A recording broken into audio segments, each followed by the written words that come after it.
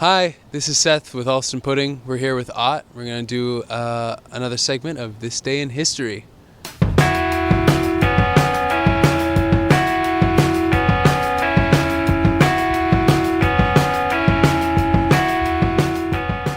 Alright guys, question 1.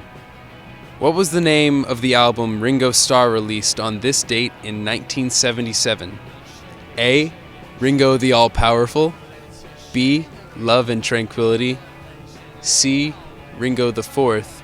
Or D. Ringo, Ringo, Ringo, Ringo, Ringo. What's everybody feeling? I feel like they're all equally plausible for Ringo. I feel very strongly about the last one. The triple Ringo? No, Quintuple Ringo? Yeah. I don't think that's true, but I think it's funny. After a trip to India or two, I feel like he's going to think about tranquility. I don't know if I think we've spoken about this before, but Ringo is the only member of the Beatles that I would hang out with for any length of time. I think he's like like he knows what's up. Like he is like aware of everything that's going on with him. And I think none of the other Beatles would have the same level of self-awareness. He's now selling shoes. He sells shoes, but that's because his Thomas the Tank Engine royalties have clearly They dried up. gone bad. Real quick. So you're going with the second choice then? I think the peace, love, and tranquility thing is probably, if we're trying to go I think realistically it might be Ringo the Fourth, but Seems like a style, yeah. I don't know. I think B, the tranquility. yeah, let's go with that. It's actually Ringo the Fourth. Really? Dude, I know Ringo. Dude, we have a connection. You met him? No, I've never met him, but I know him. Soon. I know him like spiritually. We went to India. Together. Alright, second question.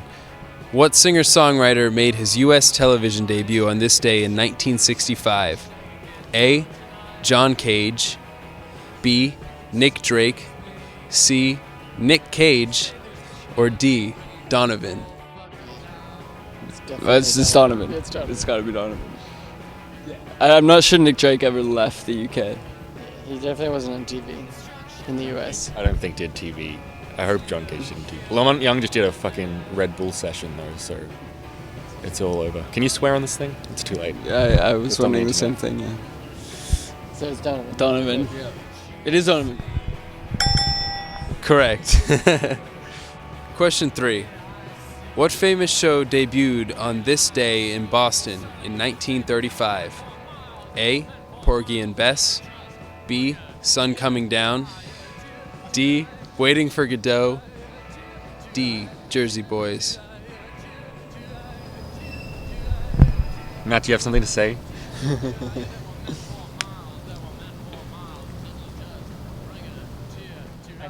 Let's get it. We're gonna do this. It's not Jersey Boys, but I mean it could be, but I don't think so. But I say that with a bit of a broken heart, because I would like it to be that.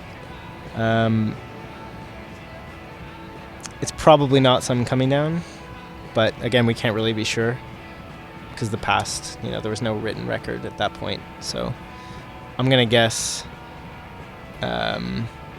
Porgy and Bess. Well, I mean, the only other option isn't a television show, so... But Porgy and Bess is a musical. It's a... Yeah. So... I've never even heard of it. Really? It's beautiful. It's great. You should watch it. It's really nice. Yeah. Is it Gershwin? Or is it someone else? I don't know. So, Porgy and Bess is your final answer? We know it's wrong, but we're going to go with Porgy and Bess. It's actually right. Really? Oof, there you go. There you go. Alright, question 4. What famous musician received a star on the Hollywood Walk of Fame on this day in 1988? A. Andrew Bird. B. John Lennon. C. Patti Smith. D. Ott.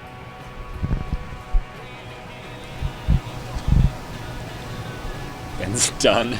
No, I just... 88? John Lennon. I think the it would answer be is John Lennon. Really? Probably. You don't think you would have gotten him before then? No. 88. Wait. When did Lennon? No, Lennon was dead by 88. When's Patty? Yeah, but you don't get the star yeah, during that's your life. You get the star like when you're totally how do you- benign. Patty Smith in '88 is. I don't know enough about Patty Wait, Smith's do you have to be dead to timeline. get the star? No. No, but I think you have to be like. You have to have given up, I think, to get the Well, star. then, Patty in '88 kind of makes sense because I feel like people would have like come around like, oh wait, Horses was like a seminal record. I guess I just Do you don't know get the how star old Patty for Smith good is. records? I guess she's ageless. I'm not. I think it's Jay Lennon. I think it's Jay You Lennon. think it's? Okay. That's correct. All right, question 5. What acclaimed writer was born on this day in 1924? A. David Foster Wallace.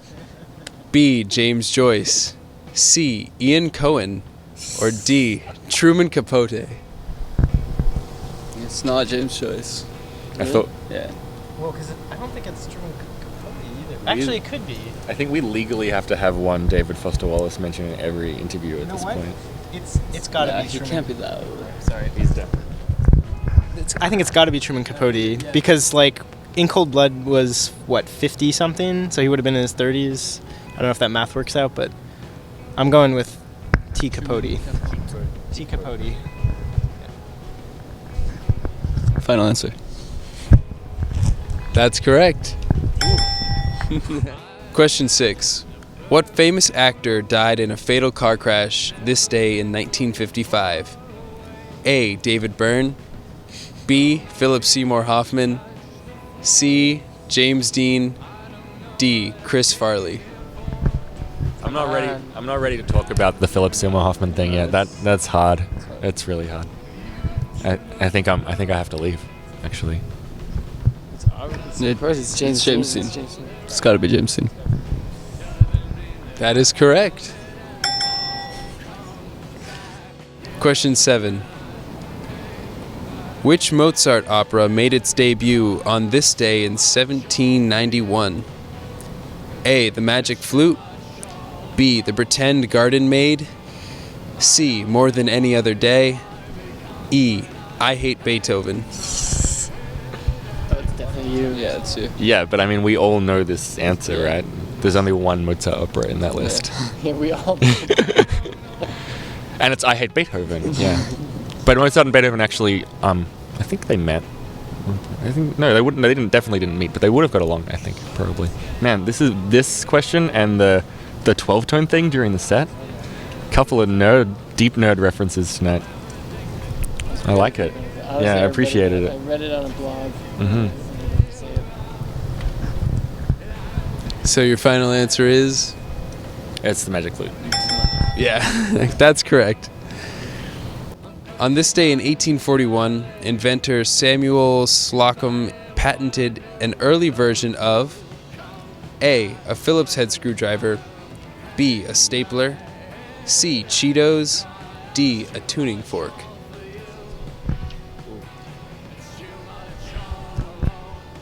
Deduction would have it that it's either the Phillips head or the tuning fork. I feel like the tuning fork's been around for a while. I'm not sure about a Phillips head. I think the Phillips head was actually invented by Philip Seymour Hoffman. Tuning, yeah, and the tuning fork takes some like I feel like kind of exact metallurgy. The stapler So is the 1850 stapler. I think that's an older or a later invention. The medieval stapler then. They don't allow him filing. a border security. The woman today, In the there was a States. lovely woman at the border, but she was very, very new to the job, and she was like kind of fumbling with the stapler. She was like stapling my visa, and the joke is that she just came from working at a different border where they weren't allowed staplers. So it's not a very good joke. Yeah, I mean, I see you're going with the sage here. Yeah, that's tough. I think it's probably the Phillips head screwdriver. I don't know. I think that's where my gut's going because I feel like the tuning fork 1600s, you know? What were their patents back then? No. That's a great point. Well, maybe. I honestly, I want you to make this decision because I want to watch you burn. I want to watch you. No, I can sense that. I can, because I think this is the one I go down in flames on. But I think that the Phillips head had to get its name from somewhere. Yeah. It's not just like randomly called the Phillips head for no reason. You want to go tuning fork? That's incorrect. It's actually the stapler.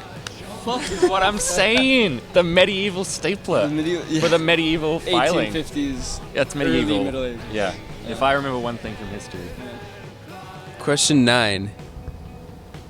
James Meredith successfully enrolls in and effectively desegregates the University of what U.S. state on this day?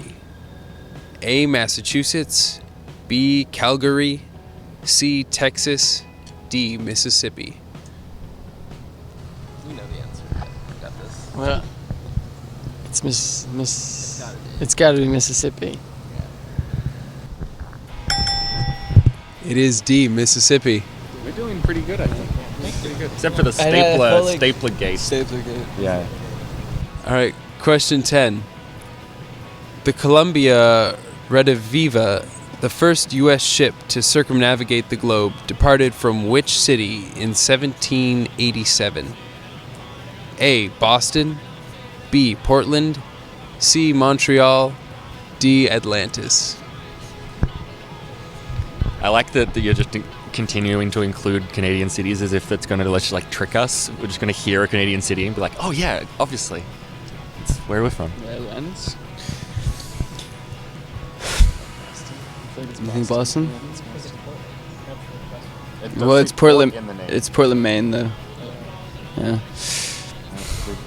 I don't know, because 18th century New England, like, it could be Portland, could be Boston. Maybe. I think it's Boston. Yeah. I think it's Boston. I'm with you. Boston. That is correct. Wow. Very good.